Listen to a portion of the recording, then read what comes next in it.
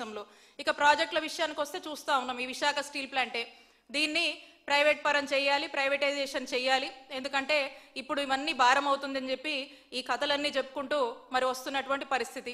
ఇక కొత్త ప్రాజెక్టులు ఏమైనా తేవాలన్నా కూడా మనకి మరి మాట్లాడుతూ ఉన్నారు, ఒక 13 లక్షల కోట్లు అని అంటున్నారు, 60,000 ఉద్యోగాలు వస్తాయి, రాబోతున్నాయి అంటారు, కానీ అవి ఎప్పుడు వస్తున్నాయి, వచ్చాయా, ఎన్ని వచ్చాయి, ఏం చేస్తున్నారు, వాటి మీద క్లారిటీ ఉండదు. రాబోతున్నాయి, వస్తున్నాయి అని చెప్పి దాని మీద ప్రొజెక్షన్స్, ఎలివేషన్స్ తప్పితే వాస్తవానికి ఎంత కమెంట్స్ అవుతుంది ఏందనే దాని మీద ఒక క్లారిటీ ఉండదు. ఇక రైతన్నల కష్టాలు అయితే వర్ణాతీతం. రైతు భరోసా కేంద్రాలు పనిచేయవు, రైతుకు పెట్టుబడి సాయం ఉండదు, అలాగే రైతుకు సంబంధించి యూరియా గురించి కావచ్చు, ఎరువుల గురించి కావచ్చు, ఆ కొరత గురించి పట్టించుకునే వాళ్ళు లేరు. ఇక రైతన్న సంతోషానికే దూరం అయ్యాడు చంద్రబాబు నాయుడు గారు వచ్చాక. అదే మన జగనన్న హయాంలో రైతన్న చాలా సంతోషంగా ఉండేవాళ్ళు. ఈరోజు రైతులకు రోడ్డెక్కాల్సినటువంటి పరిస్థితి చంద్రబాబు నాయుడు గారు వచ్చాక ఏర్పడినటువంటి పరిస్థితి. కాబట్టి ఇవన్నీ గాలికి వదిలేసి ప్రభుత్వంగా తమ చేయాల్సినటువంటి బాధ్యతని, ఆ బాధ్యతగా ఆ ముఖ్యమంత్రిగా ఆలోచించినటువంటి ఆలోచనని చంద్రబాబు నాయుడు గారు పక్కన పెట్టి అన్నీ కూడా ప్రైవేటైజేషన్ అని చెప్పి తన నమ్ముకున్నటువంటి ఫార్ములా, తను నమ్ముకున్నటువంటి ఫిలాసఫీయే ధ్యేయంగా తన నైజాంనే కంటిన్యూ చేస్తూ మరి ముందుకు వెళుతున్నటువంటి తీరు రాష్ట్ర ప్రజలందరూ కూడా చూస్తూ ఉన్నారు. అందుకే చెప్తా ఉన్నాము మేము, ఈ విశాఖ స్టీల్ ప్లాంట్ ప్రైవేటీకరణ అనేది దాంట్లో భాగంగా సంస్థను ముక్కలు చేస్తున్నారు ఈ చంద్రబాబు నాయుడు గారు వచ్చాక.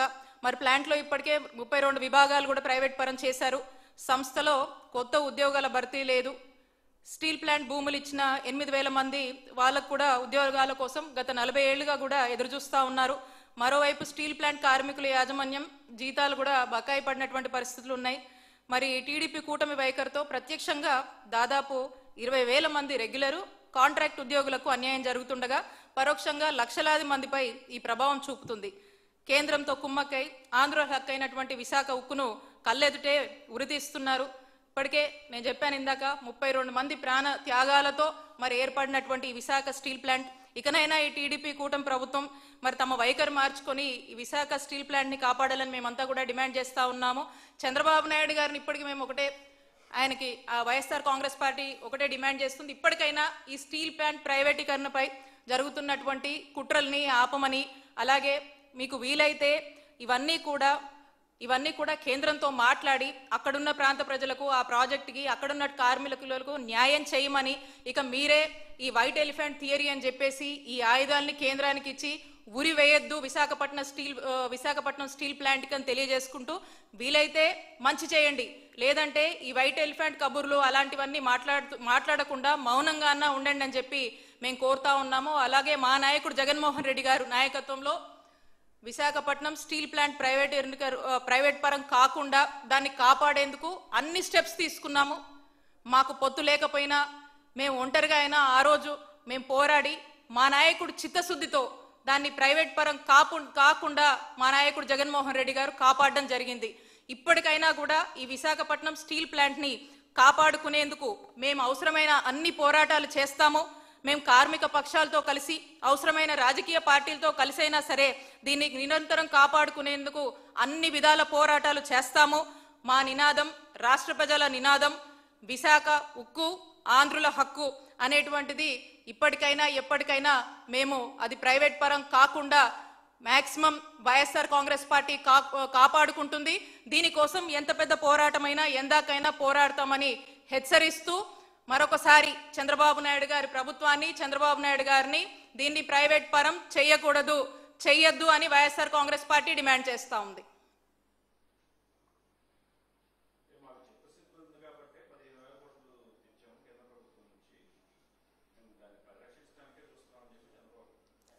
మరి ఏం చేశారు ఆ డబ్బులు? ఎవరికి ఇచ్చారు? ఇప్పుడు కార్మికులకు జీతాలు ఇవ్వాలి, మరి వాళ్ళ సంక్షేమము, దాని మీద ఆధారపడినటువంటి వారి కుటుంబ సభ్యులు, మరి ఇదంతా భారం అని చెప్పి ఈ వైట్ ఎలిఫెంట్ కథ ఎందుకు చెప్తున్నారు?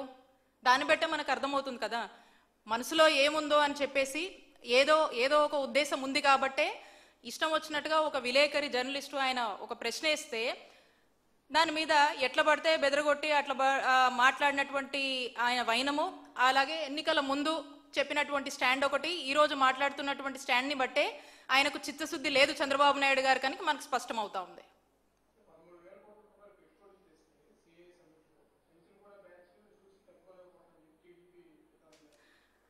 ఇప్పుడు వాళ్ళు అదే అన్న చెప్తా ఉన్నాం కదా, మాకు అలాంటివి ఏం అవసరం లేదు, మేము చెప్తా ఉన్నాము ఆ డబ్బులు ఎక్కడి, ఆ డబ్బులు వస్తే మీరు ఏం కమెంట్స్ చేస్తున్నారు, ఎన్ని ఉద్యోగాలు ఇప్పిస్తున్నారు, ఏటేటికి వాటిని వాడుతున్నాం అనేది క్లారిటీ ఇవ్వమంటున్నాం. క్లారిటీ ఇవ్వమనండి.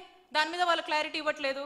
ఇవ్వకుండా దీన్ని ప్రైవేట్ పరం చేద్దామని వాళ్ళ యొక్క మనసులో ఉన్నటువంటి ఆలోచనని ఏ విధంగా వెలబుచ్చుతున్నారో మనం చూస్తున్నాము. ప్రతి దాంట్లో చూస్తున్నాము. ఇందాక చెప్పాను, మెడికల్ కాలేజీలు ప్రైవేటీకరణ, ఏదన్నా ఒక డెవలప్మెంట్ ప్రభుత్వ రంగంలో ప్రజల ఆస్తులు ఉన్నాయన్నీ కూడా ప్రైవేటైజేషన్ చేయాలి, స్కూళ్ళు ప్రైవేటైజేషన్ చేయాలి, దేంట్లో అయినా కూడా ప్రైవేటైజేషన్ చేసి సొమ్ము చేసుకొని ప్రైవేట్ రంగాన్ని పోషించాలి, గవర్నమెంట్ సెక్టర్ని కిల్ చేయాలి, పబ్లిక్ సెక్టర్ని కిల్ చేయాలనే అంశం మీద వెళ్తా ఉన్నారు. కాబట్టి వాళ్ళు దేనికి ఖర్చు పెడుతున్నారు, ఎంతమందికి ఇంకా బకాయిలు చాలా ఉన్నాయి, ఉద్యోగాలకు జీతాలు చాలా ఇవ్వాల్సినటువంటి అవసరం ఉంది, దేనికి ఎంత ఇచ్చారు, ఏం చేస్తున్నారు అనేది క్లారిటీ ఇవ్వమని అడుగుతా ఉన్నాం.